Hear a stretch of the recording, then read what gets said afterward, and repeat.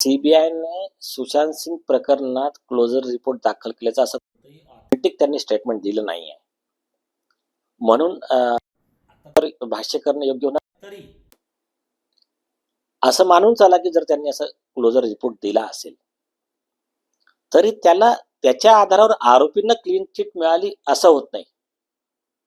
कारण जर तुम्ही बघाल लॉच्या माध्यमातून जर कायदा काय म्हणतो, कायदा असा आहे की सीबीआयने किंवा पोलिसांनी क्लोजर रिपोर्ट दिला तर ते न्यायालयाच्या मनावर आहे की ती क्लोजर रिपोर्ट ऍक्सेप्ट करायचा, की त्याच्यात फर्दर इन्व्हेस्टिगेशनची ऑर्डर करायची, की जे मटेरियल ऑन रेकॉर्ड आहे त्याच्या आधारावर डायरेक्ट आरोपींवर अरेस्ट वॉरंट काढायचे.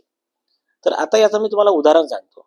जस्टिस निर्मल यादवच्या केसमध्ये सीबीआयचा क्लोजर रिपोर्ट न्यायालयाने फेटाळला होता आणि त्याच्यामध्ये फर्दर इन्व्हेस्टिगेशनचे आदेश दिले आणि त्याच्यानंतर सीबीआयला त्याच्यामध्ये चार्जशीट दाखल करावी लागली. आरुषी तलवारच्या केसमध्ये काय झालं की सीबीआयचा क्लोजर रिपोर्ट न्यायालयाने फेटाळला. न्यायालयाने सांगितलं की तुम्हाला वाटतं याच्यात जे पुरावे आहेत त्याच्यानुसार खुनाचा गुन्हा होत नाही, माझ्या मते याच्यामध्ये खुनाचा गुन्हा प्रथमदर्शनी दिसून येतो आणि त्या आधारावर न्यायालयाने आरोपींचे समन्स अटक वॉरंट काढले आणि ते आदेश सर्वोच्च न्यायालयाने योग्य ठरवले. तर म्हणून या क्लोजर रिपोर्टच्या आधारे आरोपींना कोणताही फायदा याच्यात सध्या होऊ शकत नाही जोपर्यंत न्यायालय त्याच्यात अंतिम निर्णय देत नाही. कुठे ना कुठे राजकारण होतं, राजकारण विधानसभा पण गाजलेली होती, संसद पण गाजलेलं होतं. आता ह्याच्यावरती तुम्ही काय म्हणता, राजकारणच सुरू झालं ह्याच्यावरती? हा आता ते बघा, आता सांगतो की या केसचा दिशा सालियांच्या केसवर काहीही परिणाम याच्यासाठी होणार नाही आहे की पहिले म्हणजे सीबीआयने आपल्या प्रेस नोटमध्ये स्पष्ट केलेलं आहे, खूप आधी स्पष्ट केलं आहे की आम्ही सुशांत सिंगची केसचा तपास करताना दिशा सालियांच्या केसचा तपास केलेला नाही, आरोपी आदित्य ठाकरेंना क्लीन चिट दिलेली नाही, याच्याबद्दल त्यांचं स्पष्टीकरण आलेलं आहे.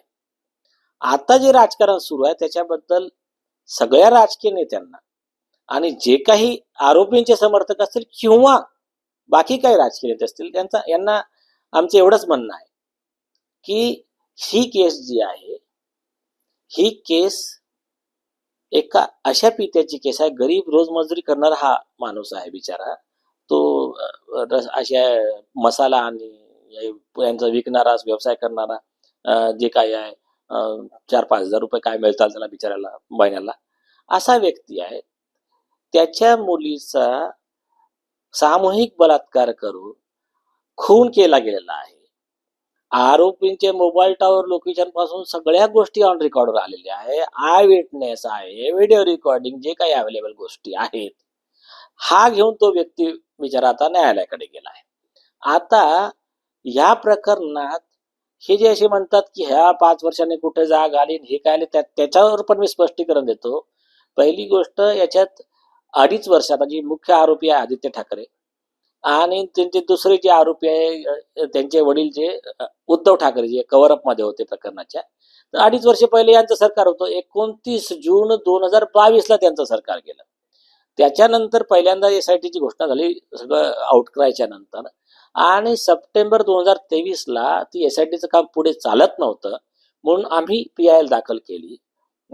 सुप्रीम कोर्ट आणि हायकोर्ट पक्षकार संघटनेचे अध्यक्ष रशीद खान पठाण यांनी.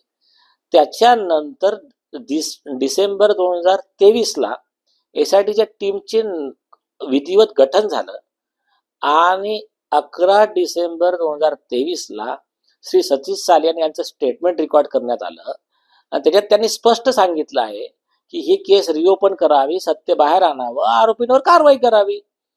त्याच्यानंतर 12 जानेवारी 2024 ला श्री रशीद खान पठाण यांनी सुप्रीम कोर्ट आणि हायकोर्ट लिटिगंट असोसिएशन तर्फे लेखी तक्रार दिली. त्याच्यात आरोपींच्या अगेन्स्टमध्ये उपलब्ध पुरावे देऊन आदित्य ठाकरे आणि इतर यांच्याविरोधात गँगरेप, मर्डर आणि जे काही पोलीस अधिकारी पण आहेत जे कव्हरअप मध्ये होते त्या सगळ्यांच्या विरोधात FIR दाखल करण्याची विनंती केली. तो FIR त्वरित दाखल करणं बंधनकारक होतं, पण त्याच्यामध्ये एसआयटी टाळमटाळ करत होती. म्हणून दिशा सालियांचे वडील हे आता उच्च न्यायालयात आलेले आहेत, त्यांनी रीट दाखल केली आहे. तर याच्यामध्ये कुठं ते 5 वर्षांना जागा झालं ही स्टोरी चालवायची, मग इतके दिवस झोपले होते, अरे कंटिन्युअस चालू आहे राजकारण, तुमच्या लेवलवर चालू आहे. तुमचं राजकारण तुम्हाला लखला कोणत्या विषयात राजकारण करायचं प्रत्येकाच्या घरी कोणाला बहीण असेल, मुलगी असेल, आणि आता एवढा संवेदनशील विषय आहे, तर त्याच्यामध्ये अशा गोष्टी आणायला नाही पाहिजे. आणि खूपच आहे तर ज्यांना वाटते की आदित्य ठाकरे निर्दोष आहे, तर त्यांनी समोर येऊन सांगायला पाहिजे. आदित्यनी जे सांगितलं ते खोटं निघालं, तर हे सांगा की खोटं बोलायची आवश्यकता काय होती. त्यांचे मोबाईल टॉवर लोकेशन तिथे नव्हते का? आय विटनेसचं म्हणणं आहे ते तिथे होते. गँगरेप झाला, मर्डर झाला, त्याच्यानंतर मेलेली जी बॉडी आहे ती आणून रोडवर ठेवतात, सांगतात की 14व्या माळ्यावर उडी मारली. बॉडीवर रक्ताचा एक थेंब नाही, पूर्ण बॉडी क्लिअर आहे, एकही हाड तुटलेलं नाही, एकही जखम नाही. तर एवढं जे मूर्ख बनवण्याचं काम केलं, यांना वाटलं गरीब माणूस आहे, तो पुड्या विकतो, तो बिचारा मसाला विकतो, तर हा काय लढणार आमच्यासोबत. पण काय असते, देव असते. हे काय धनशक्ती नेहमी जनशक्तीला पराभूत करू शकत नाही. सत्य परेशान हो सकता है, पराजित नाही होता. देवाच्या कृपेने हे शेवटी मग आलं, प्रकरण बाहेर आलं. त्याच्यानंतर सुशांत राजपूतचा जो मर्डर झाला होता, त्याच्यामध्ये ह्या सगळ्या म्हणजे हे पब्लिकचं जे लक्ष या केसवर गेलं आणि मग काही गोष्टी बाहेर आल्या.